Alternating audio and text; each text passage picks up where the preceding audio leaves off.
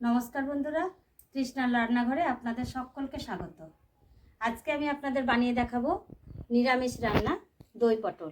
এই যে দেখছেন পটল, এখানে বড় বড় সাইজের পটল নিয়ে নিয়েছি, একটা টমেটো নিয়েছি। একেবারে নিরামিষভাবে আমি রান্না করব। প্রথমে পটলগুলোকে কেটে নেব, খোসা ছাড়িয়ে লম্বা লম্বা পটলগুলো সব আমি কাটবো।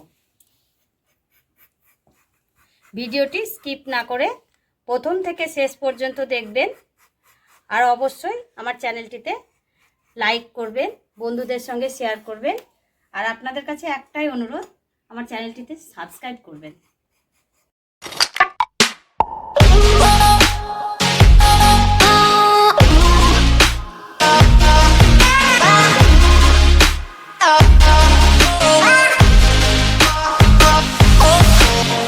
দেখুন বন্ধুরা, পটলগুলো আমার কাটা হয়ে গেছে, কেটে আমি জলে ফেলে নিয়েছি। এবার পরিষ্কারভাবে তুলে নেব ধুয়ে।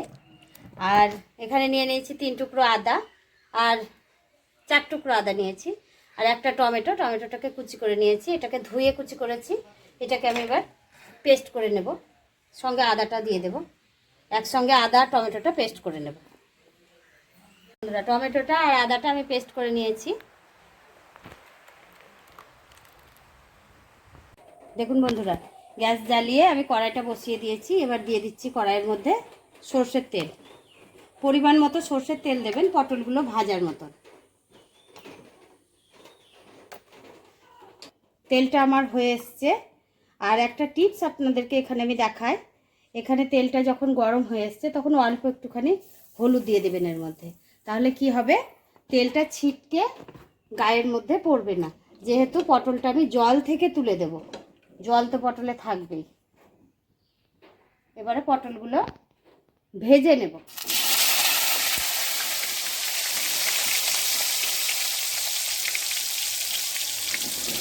সব পটলগুলো একসঙ্গে দিয়ে একটু হালকা করে ভেজে নেব। ধরনের দই পটল, এই দই পটলটা একটু আলাদা স্টাইলে। দেখুন বন্ধুরা, পটলগুলো আমার ভাজা হয়ে গেছে। এবার আমি সব পটলগুলো তুলে নেব। ঠিক এইভাবে আপনারাও ভেজে নেবেন বন্ধুরা।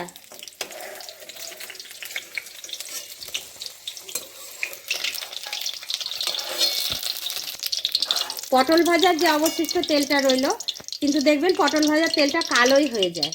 তো আমি ফেলবো না, এই তেলটাতেই রান্না করব, আপনারাও করবেন। এই তেলের মধ্যেই আমি দিয়ে দিলাম 1 চামচ মতো ঘি। আর ফোড়নের জন্য ব্যবহার করলাম 2টো এলাচ, 2টো লবঙ্গ, আর অল্প একটু দারচিনি।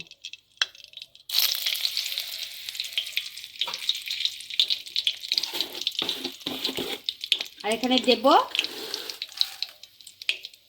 ছোটো চামচের 1 চামচ চিনি। দিয়ে দিলাম টমেটো আর আদা বাটাটা।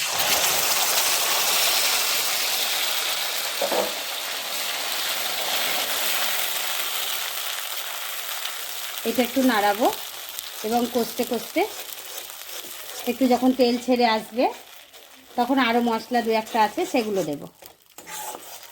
দেখুন বন্ধুরা, টমেটো আর আদা থেকে তখন তেল ছেড়ে ছেড়ে এসছে। এবার এর মধ্যে আমি দিয়ে দেব ছোটো চামচের 1 চামচ জিরে আর ধনে গুঁড়ো,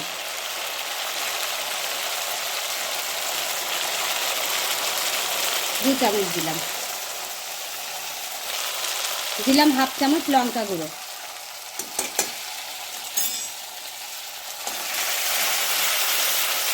যেহেতু এটা দই পটল হবে, তাই এখানে আমি বেশি হলুদ ব্যবহার করব না। করার জন্য এখানে দিয়ে দেব 1 চামচ কাশ্মীরি লঙ্কা গুঁড়ো।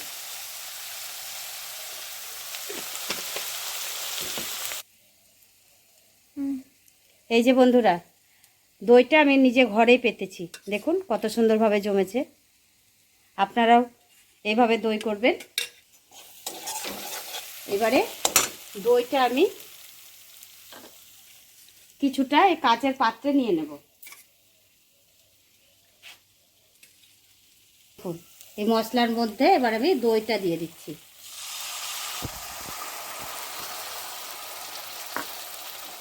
দই দিয়ে একটুখানি নাড়াচাড়া করব। পটলটা তো আমার ভাজাই রয়েছে, ভাজা মানে অনেকটা সেদ্ধ হয়ে গেছে। এইবারে এর মধ্যে আমি দিয়ে দেব লবণ।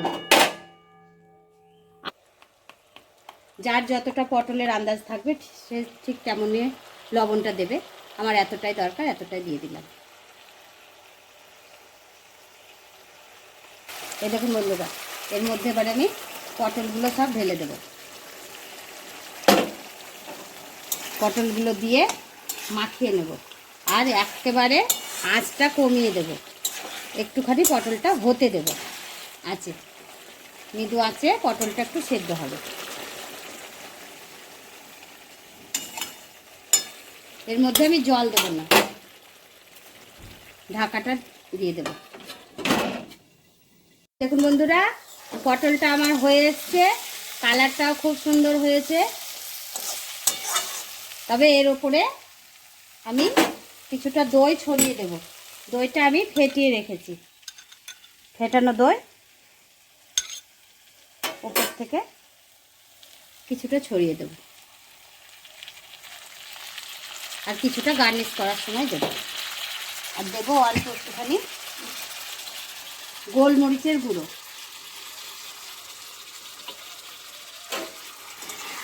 দিয়ে এটাকে এখানে মিক্স করে নেব। একদম রেডি দই পটল। এটা একটা নতুন ধরনের দই পটল, আপনারা বাড়িতে বানিয়ে অবশ্যই খাবেন। বন্ধুরা, নামিয়ে ফেললাম দই পটল। উপর থেকে একটুখানি দই ছড়িয়ে দিলেই রেডি আমার দই পটল।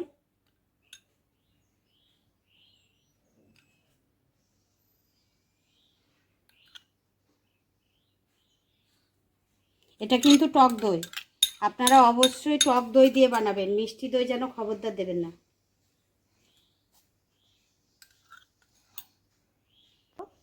অল্প একটু গোলমরিচের গুঁড়ো,